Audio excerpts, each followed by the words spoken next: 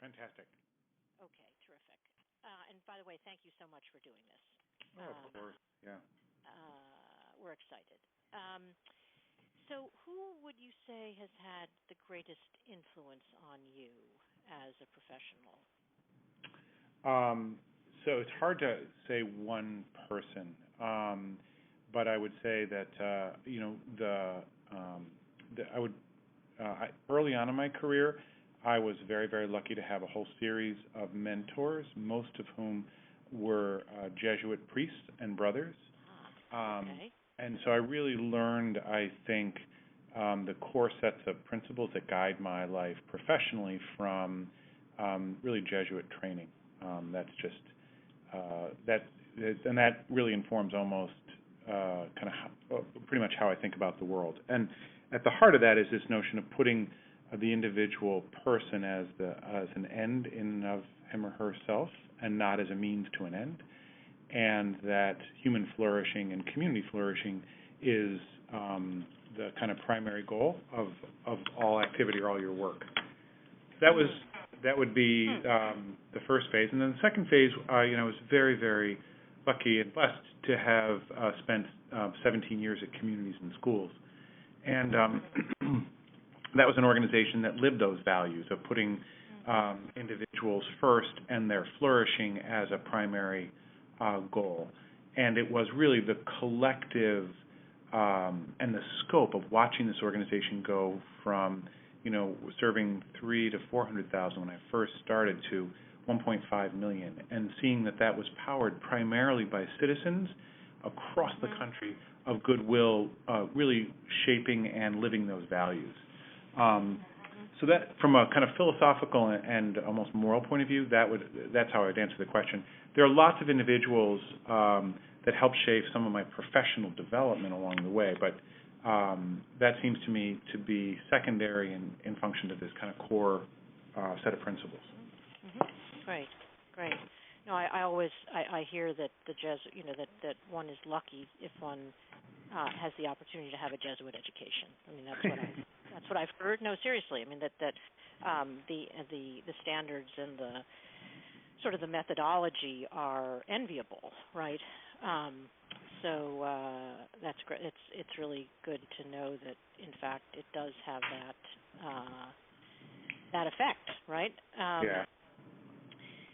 So this next one, right, is kind of like the yin and yang, right? So, it's like, what's the worst thing that's ever happened to you, and what did you learn from it? And what's the best thing that ever happened to you, and what did you learn from it? Yeah. Kind of both sides of the coin.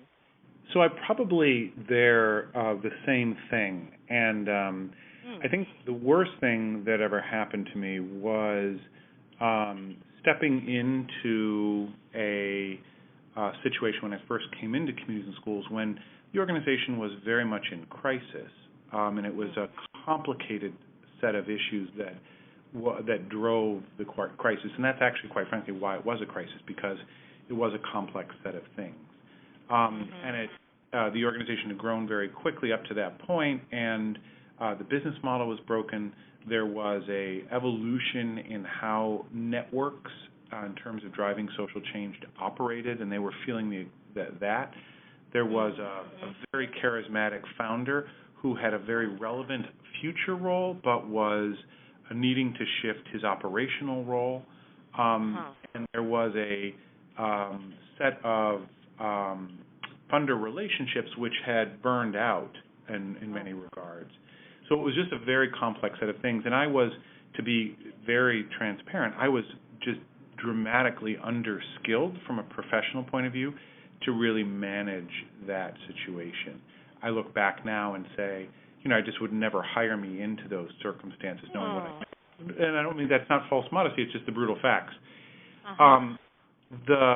But the best thing about that for me was that there was a commitment and a willingness on the board's part then and the founder's part to partner with me so that I could evolve as a professional and help partner with them in helping figure out what the answers to these very, very difficult problems were. And so what that taught me was the collective leadership role was so much more powerful than the great person coming in and swooping in to solve things.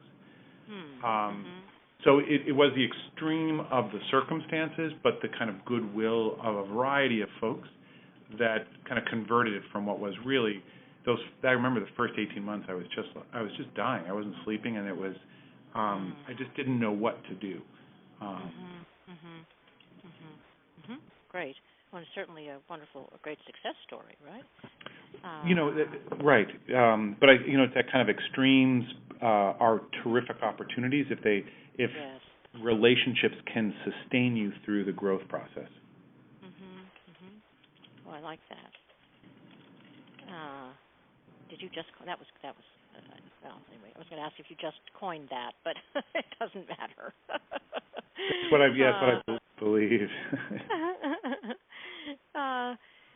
So you're not being kept up at night the way you were in those first 18 months at communities and schools. But what, if anything, is keeping you up at night about IS? Particularly about IS, I guess. Sure. So I think in not dissimilar way, although not nearly as extreme, I think the social sector is experiencing these kind of tectonic shifts, like the rest of the world, right? Globalization and technology, shifts in the environment, the way the global political environment is shifting. These are really massive trends, and they're all kind of amplifying or reinforcing each other and creating, I think, a fair amount of uncharted territory for everybody. And so the social sector, I think, is charged at its core with a commitment to stewarding the common good and enlivening and activating citizens to act in private ways for the public good. And I think the more stable notions of what constituted the good in any sub-part of the field, whether that was an environmentalist or an arts organization or health and human service organization, it's shifting pretty significantly. And so we here at Independent Sector, the organization, have as a core competency a responsibility to help bring the sector together into a community that can make meaning and make understanding of what's going on, and then to harness that collective meaning making into a voice that is articulate about what the common good should look like or where we want to go with it. So it's a very confusing time to do both of those things. I will ground my experience at communities and schools where the collective effort was in fact the pathway towards solutions. So it's very much where I don't, though the challenge is extremely real here at Independent Sector, this at least conviction and some skills that I bring by virtue of the 17 years at CIS, I bring to bear in kind of how I'm engaging with this opportunity here at Independent Sector. So it doesn't keep me up in the same anxiety, but it's probably more challenging because of the scope of the sector. And what are you? I know it's still early days, but what are you? Are there major themes that you're seeing that could be helpful? I mean, you were talking about the trends in society, right? Those are the exogenous factors. Are there things that you're seeing that are that you think help to make meaning out of those yet? Yes, and we're early on. So I think the first thing was while I was on the board, as well as I'm now in the role as a CEO, this notion of going back to the kind of the architecture of the founding of the organization. Again, it was a skill I learned at communities and schools. So we spent a fair amount of time at the board level and then now at the staff level really returning to the core insights that John Gardner had and Brian O'Connell as they founded the organization. And there were two very simple core ideas. This notion of the vital meeting ground, that this meaning making for the sector is still a critically important time and probably as important then as it is now. And also then this coming together and harnessing that voice to make sure that we're not just kind of defending the independence of the sector, which is Gardner's term, but also proactively helping shape the sector as it kind of engages in these new new realities. So so we went back to the roots, kind of reaffirmed that those were key, and then what we're spending a lot of time doing now is kind of a shift in how we proceed.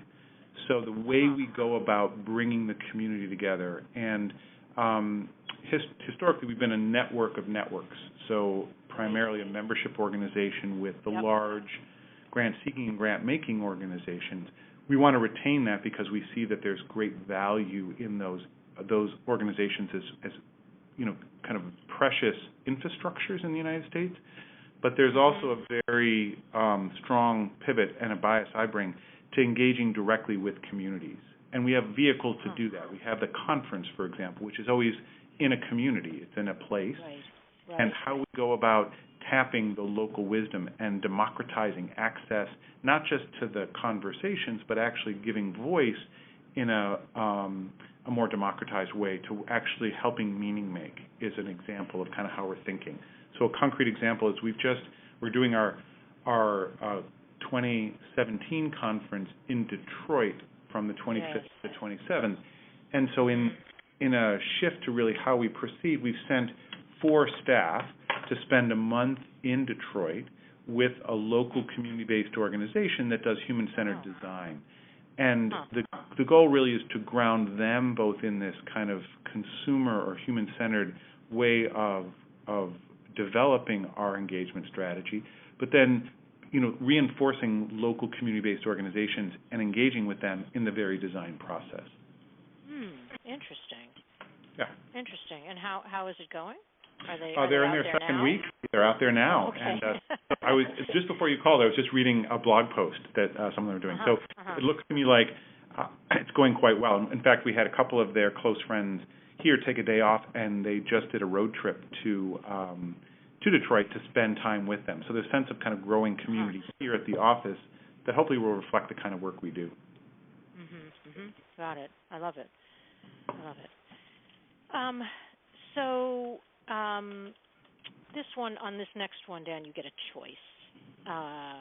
You can either answer what is your definition of happiness, or what is your philosophy of life.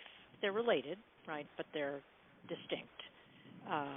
So you can answer either one or both. So they're probably simple answers for me. I'm not that complicated a guy. So the happiness thing is, for me, happiness is never an arrival point, but it's a process.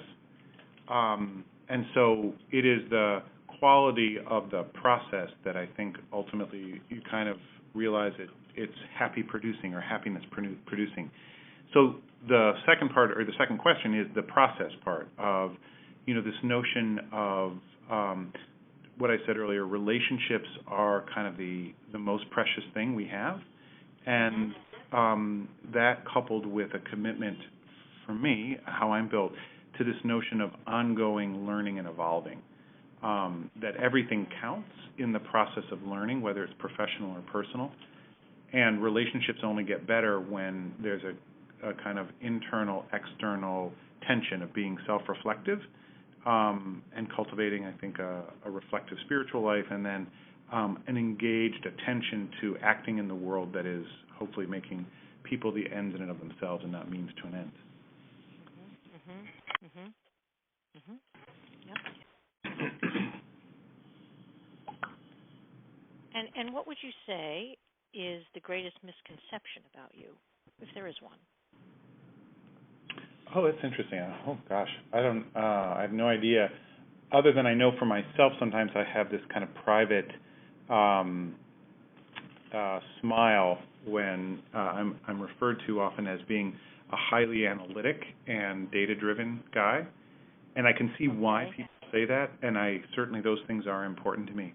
It's actually not what motivates me, but it's more disciplines that I have built because I think that they are helpful. But it's often how I'm referred, or when I'm introduced, I'm often seen as the performance management guy or that kind of thing. And I don't think I'm particularly unique in that, but it seems to be a piece of identity that's been attached to me. Got it. Understood.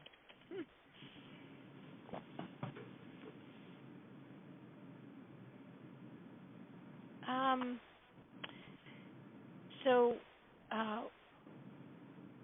what is the most, moving to the future now, what is the most important thing you tell young people who are thinking about making careers in the social sector? I'm sure you get asked that all the time. I do, yeah. I just gave a talk. So there were a couple of things about that. This goes back to what you asked me about in terms of my philosophy of life.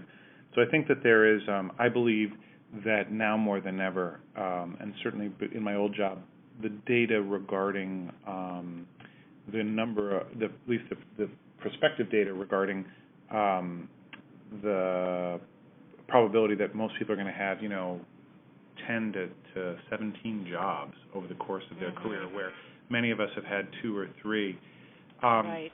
So this notion of if you're going to be in the social sector, you're going to have to be an agile learner and be clear about what are your core guiding principles about what you want to be about, because that will evolve and grow.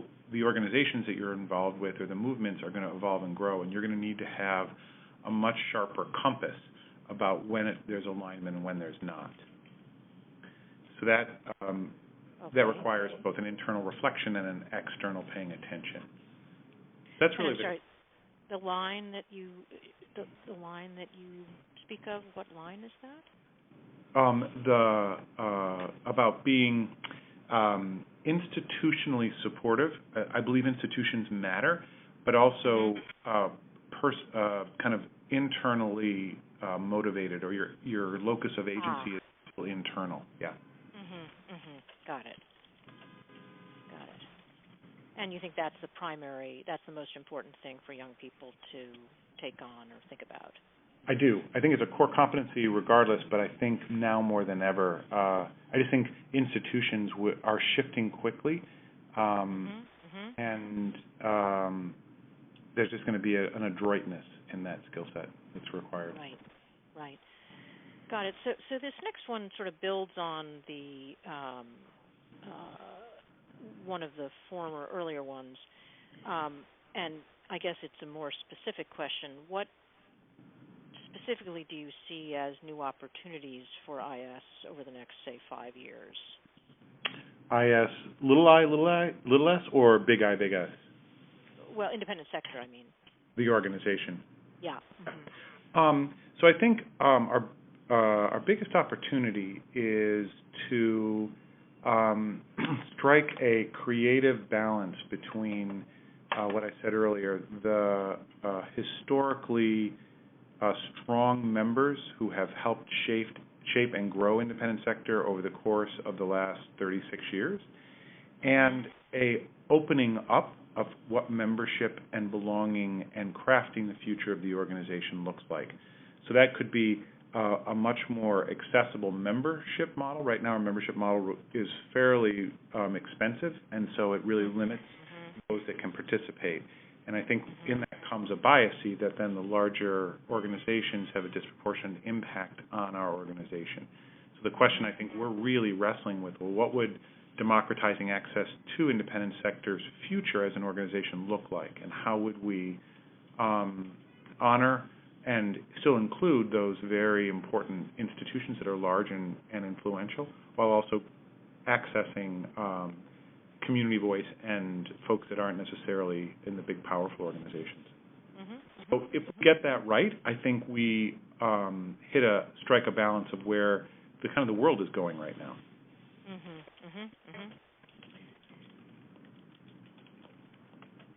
So I don't know if you, this is a sort of an aside, but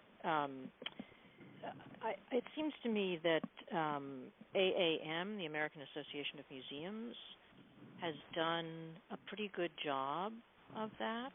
I agree with you, yeah. And so there might be some, but I'm sure you're aware of that, might be some interesting learnings there. I appreciate that, yes. In fact, Laura was in our office about 2 months ago, and a similar model would be the one at Americans for the Arts. Bob Lynch runs. They've both figured out this individual model while retaining the institutional piece. Yeah. Cool. So you're way ahead of me on that. I don't know about that. We're thinking about it.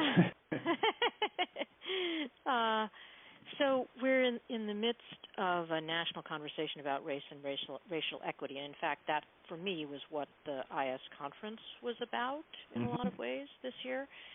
So what is IS doing, both internally and externally, to address racial inequity? So there are a number of things. First of all, I think to the point, and I'm delighted to hear this, that our meaning making through the conference and other ways means we have a responsibility to help curate the agenda that then brings the community together and helps shape topics that then become the conversations that the community is having about what's important. So I think we have an incredibly important responsibility to be deeply knowledgeable and reflective about how we continue to bring racial and economic equity as a core question about what the social sector should be reflecting on as it thinks about the kind of next version of the articulation of the common good. So that to me is a very, very central and powerful opportunity. There's another, as an organization, then, how do we live out those values in, the hiring, the board and leadership pieces, the kinds of partnerships that we craft. And then we have an advocacy role, right? We have this very important. And so I think including both explicitly and implicitly in how we go about formulating our policy positions is very, very important. So an example might be, as we're thinking about the current political environment, what is your locus of analysis when you start talking about the impact of a particular policy? We've made a very clear commitment here that is the most vulnerable in society, and then we use obviously a equity lens around both race and class to really articulate what that vulnerability looks like, and then call out the impact that's disproportionate off to policies to the most vulnerable. Got it. And I would imagine that you guys are gearing up for that now. It is. Just before you called, I was in a policy meeting about that. Yeah. Oh, don't get me started. Yeah. So, let's see. I think you've more or less answered this.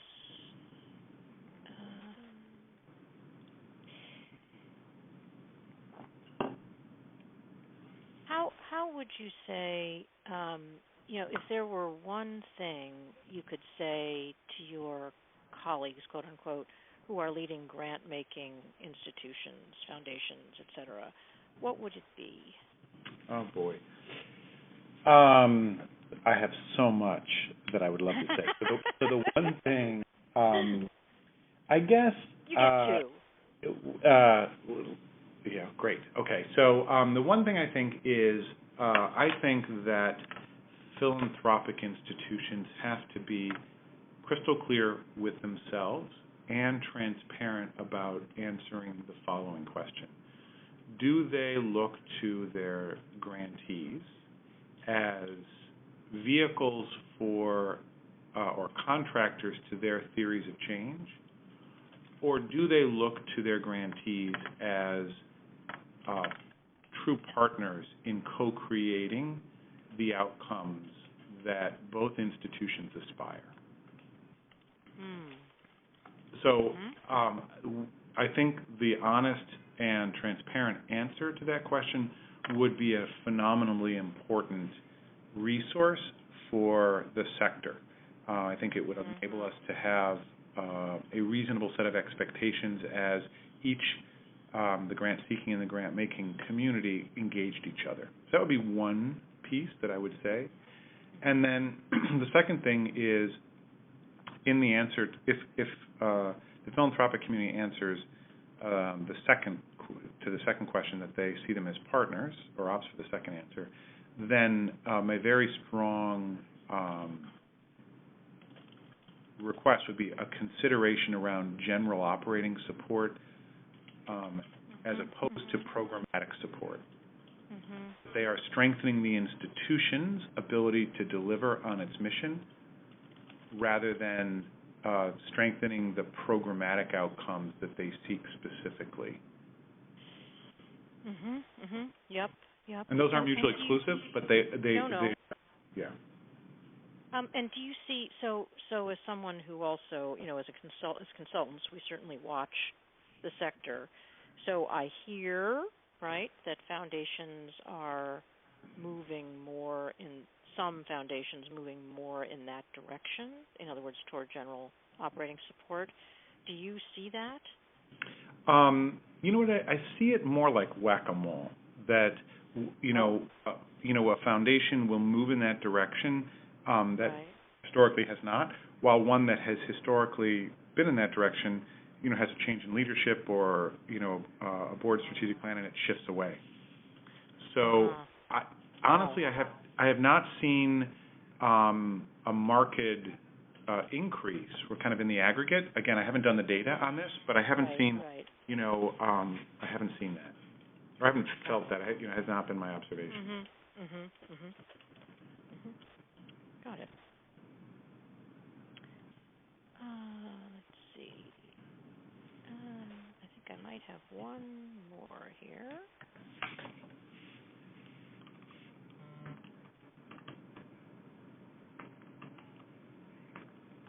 So, what do you think you have the most of? And there are 5 options here: passion, talent, intelligence, education, or persistence.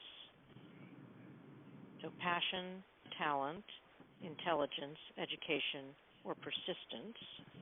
And how is that top thing, how has it helped you in your life? Yeah. So without a doubt, persistence, no question. Oh, okay, that's it. Yeah. All right. And how it's helped me is I am, just to kind of overuse metaphor, I'm like a dog with a bone. I just, once I lock in on something, I just don't give it up until I figure it out, or I just fail spectacularly. Yeah. Got it. And can you give me an example of a recent instance of you're being successful with something that you held on to for a long time? Oh, sure. Yeah. In December of 2014. Okay. 2015. The Congress reauthorized the historic elementary and secondary education bill, which was first ratified in 1965. And there have been every 8 to 12 years it gets reauthorized. Most familiar to people is No Child Left Behind under George Bush. So the new one is called the Every Student Succeeds Act. And for 7 years, we had been building at communities and schools an advocacy strategy that made the point that public education was disproportionately public education was set up to make more difficult for high poverty kids academic success because it did not include a set of student supports in its design. In other words, poor kids showed up to school with a set of challenges that made it infinitely more difficult for them to be academically successful.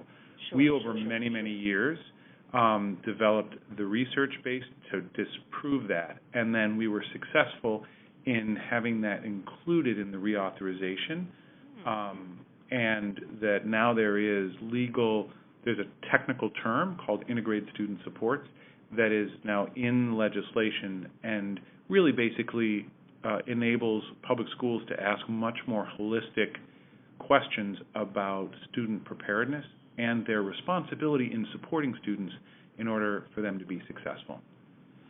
Cool. So it was, so collective effort, but I was like a dog with a bone. We just didn't stop. Got it.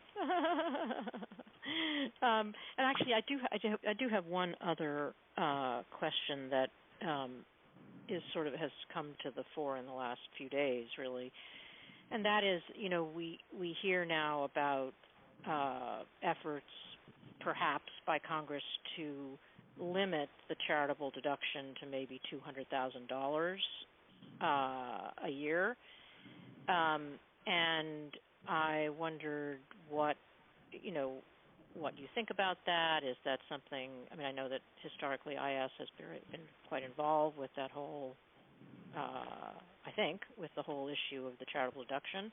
We have. And so is that something that, well, first I'm just curious about your own opinion about it, but is that something that IS is going to get involved with, or do you have, other things that are more important now? No, it is very, very much front and center in our policy considerations. We are actively involved in it.